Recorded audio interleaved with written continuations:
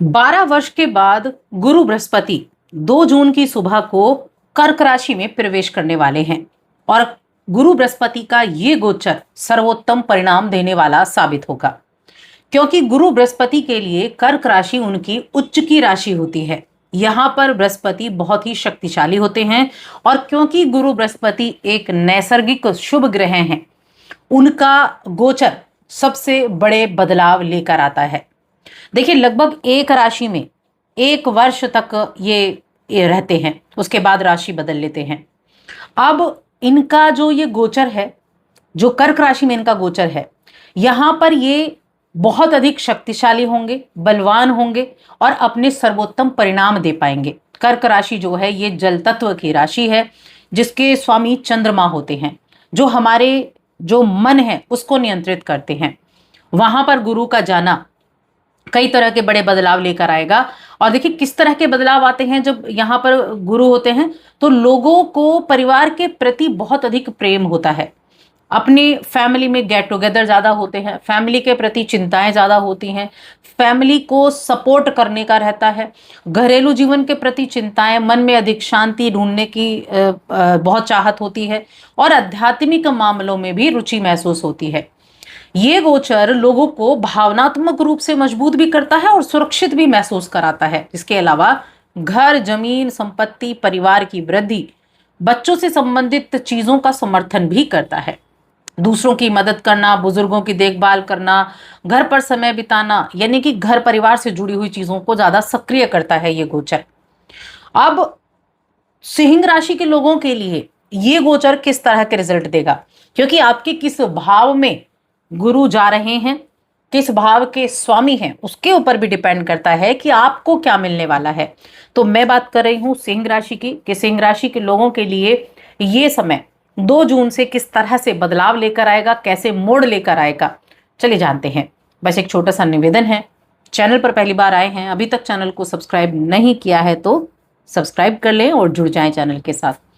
तो सिंह राशि की बात कर रही हूं। अब सिंह राशि के लोगों के लिए जो गुरु बृहस्पति हैं वो उनके एक तो त्रिकोण भाव के स्वामी हैं, जिसको पंचम भाव कहते हैं, और एक इनके ये 8वें भाव के स्वामी हैं, जो कि गुप्त चीजों का रहस्यमय भाव कहा गया है। अब ये जो गोचर होगा ये होगा 12वें घर में, जो कर्क राशि है 12वें घर में आती है, तो 12वें घर में ये गोचर होगा। 12वें घर को अगर आप देखें तो इसको हम व्यय का भाव कहते हैं, खर्चे का भाव कहते हैं। इसको हम हॉस्पिटल से जोड़कर भी देखते हैं, जेल से जोड़कर भी देखते हैं और साथ में निंद्रा से जोड़कर भी देखते हैं। तो इसमें तो कोई देखिए दो राय नहीं कि खर्चा बढ़ने वाला है। खर्चों को बढ़ाने का काम गुरु बृहस्पति यहाँ करेंगे, लेकिन किस तरह से, क्योंकि ये नैसर्गिक शुभ ग्रह हैं, तो शुभ चीजों के ऊपर खर्चा करवाएंगे। जैसे घर परिवार में कोई मांगलिक कार्यक्रम हो जाना इस दौरान, और या फिर कोई धार्मिक सम्मेलन होना, किसी का शादी विवाह होना, तो इस तरह की चीजों में आपको खर्चा देखने को मिलेगा। इसके अलावा पंचम भाव के ये स्वामी हैं। पंचम भाव किन चीजों का है? पंचम भाव संतान का है, पंचम भाव शिक्षा का है, पंचम भाव प्रेम का है। संतान को लेकर भी मन में थोड़ी बहुत चिंता रह सकती है, लेकिन हम शुरुआत करेंगे यहाँ करियर के मामले से, कि करियर में, व्यापार में, आर्थिक स्थिति में, इनमें भी किस तरह के रिजल्ट आपको मिलेंगे। करियर के क्षेत्र में आपकी रुचि बहुत बढ़ेगी, और रुचि तो आपके करियर में बढ़ेगी, लेकिन जिस काम को अभी आप कर रहे हैं, नौकरी जो आप मौजूदा तौर पर कर रहे हैं, उसमें थोड़ी रुचि कम हो सकती है। आप जॉब चेंज करने के बारे में सोच सकते हैं, नौकरी में बदलाव करने का मन आपके लिए रह सकता है, क्योंकि ये अचानक से बदलाव भी लेकर आएगा। और जो नौकरी करने वाले हैं उन्हीं के लिए अगर देखा जाए तो इस समय अवधि में आप अपने जो शेयर मार्केट से जुड़े हुए हैं, उसमें निवेश करते हैं, आपका काम ही ये है, तो उनके लिए अच्छे रिजल्ट दिलाने वाला रहेगा। और इसके अलावा जॉब चेंज करना चाहते हैं तो जॉब चेंज आप कर पाएंगे। बाहर से, घर से दूर रहकर जो काम कर रहे हैं ना, उनके लिए ज़्यादा अच्छी संभावनाएं यहाँ बनती हुई दिखाई दे रही हैं। ट्रेडिंग वगैरह आप करते हैं उसमें अच्छी संभावनाएं बन रही हैं, या आप कहीं विदेश में रहते हैं या किसी बहुराष्ट्रीय कंपनी में काम करते हैं तो बहुत अच्छे संकेत बन रहे हैं। अच्छा खासा धन लाभ होगा, आपके पद में भी वृद्धि हो सकती है, आपका धन में निवेश करने में भी आपको सफलता मिलेगी। तो विदेश से जुड़े मामले जो हैं उनके लिए बहुत अच्छा रिजल्ट है। बड़े उत्तम रिजल्ट हैं। पारिवारिक संबंधों में सब मजबूती आएगी, सुख संपत्ति के साधन भी बढ़ेंगे, घर परिवार के सदस्यों का सहयोग भी आपको मिलेगा, ऐसी चीजें भी रहेंगी। और अष्टम भाव के स्वामी हैं ये, ससुराल पक्ष से भी आपके संबंध मधुर रहेंगे। इसके अलावा देखिए पंचम भाव के स्वामी होकर ये 12वें घर में बैठे हैं जहां उच्च के हुए हैं, तो उच्च शिक्षा ग्रहण करने के लिए विदेश जाना चाहते हैं तो ये आपके लिए गोल्डन टाइम होगा कि आप अपनी शिक्षा के लिए विदेश जा सकते हैं। ये बहुत उत्तम समय है उच्च शिक्षा प्राप्त करने के लिए बाहर जाने का, यानी कि आपका किया गया थोड़ा प्रयास भी आपको अच्छी सफलता दिलाने का काम करेगा। व्यापार की बात करते हैं, व्यापार करने वाले लोगों के लिए कैसा रहेगा, तो यहाँ देखिए दो चीजें देखेंगे। व्यापार के कारक कौन है, बुध देव हैं। व्यापार के भाव के स्वामी कौन है, शनि देव हैं। वहां पर बैठा कौन है, राहु बैठे हैं। तो इस समय थोड़ा सा ध्यान रखना है, ना तो सप्तम भाव पर गुरु की दृष्टि जा रही है, गुरु के पास 3 दृष्टियां हैं, 5वीं 7वीं और 9वीं। जो 7वीं है वो हर एक ग्रह के पास है, जो 12वें घर से छठे घर पर आती है, तो चौथे भाव पर है, छठे भाव पर है और अष्टम भाव पर गुरु की दृष्टि है। तो व्यापार करने वालों को बहुत सोच समझकर कार्य करना होगा, किसी तरह का नुकसान ना हो इसका ध्यान रखना है। आपके द्वारा बनाई गई जो योजनाएं हैं उनको आप बहुत सावधानी पूर्वक उन पर अमल करना है।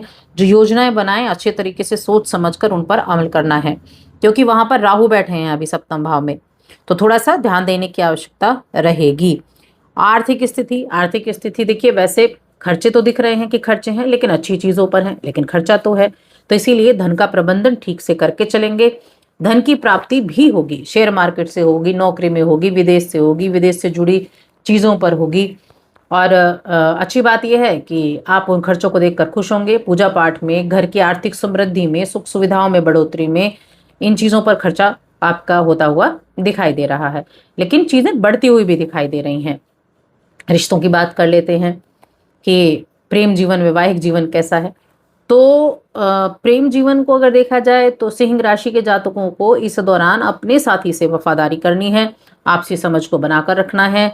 किसी भी तरह थोड़ा भी मुश्किल लगता है तो दोनों के बीच में तालमेल बहुत अच्छे से बनना चाहिए, कम्युनिकेशन का गैप नहीं होना चाहिए, वरना आपसी तालमेल में कमी भी देखने को मिल सकती है। तो इसीलिए मैंने कहा कि थोड़ा सा यहाँ ध्यान आपको जरूर रखना होगा वैवाहिक जीवन में। पारिवारिक जीवन अच्छे हैं, परिवार के साथ अच्छा संबंध रहेगा, लेकिन जीवन साथी के साथ थोड़ा ध्यान रखना होगा।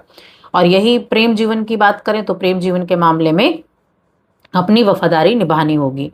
अब मैं बात करती हूँ यहाँ स्वास्थ्य की, तो स्वास्थ्य के मामले में अपनी बच्चों की सेहत का ध्यान रखें। बच्चों की सेहत प्रभावी हो सकती है, प्रभावी यानी प्रभावित हो सकती है, तो उनकी सेहत थोड़ा सा ध्यान रखेंगे। अभी मौसम का भी है, और 31 अक्टूबर तक थोड़ा सावधानी रखनी है, क्योंकि 31 अक्टूबर तो देखिए गुरु जो है वो कर्क राशि में है, 31 अक्टूबर को ये सिंह राशि में जाएंगे, क्योंकि ये क्या हो जाएंगे, ये मार्गी हो जाएंगे। तो ये इसलिए वहां कुछ टाइम के लिए ये सिंह में रहेंगे, उसके बाद फिर से आ जाएंगे कर्क राशि में, तो उस टाइम पे बस थोड़ा सा ध्यान रखना है, बाकी चीजें अच्छी हैं। अब हम देखते हैं कि आप उपाय क्या कर सकते हैं। अच्छा, आपकी स्वास्थ्य की देखे जाए तो आपकी सेहत के लिए ठीक ठाक है, मिले जुले आपको प्रभाव देखने को मिलेंगे। उपाय क्या करना है, सबसे पहला उपाय आपके लिए है रविवार के दिन सूर्य देव को यज्ञ करना, उनके लिए प्रतिदिन सूर्य देव को अर्घ्य देना, यह आपको करना है। और गुरुवार के दिन एक उपाय करना है, ओम नमो भगवते वासुदेवाय, इस मंत्र का जाप 1 माला जप आपको हर गुरुवार के दिन करना है। इस कार्य को करें। तो बस आज की इस वीडियो में इतना ही।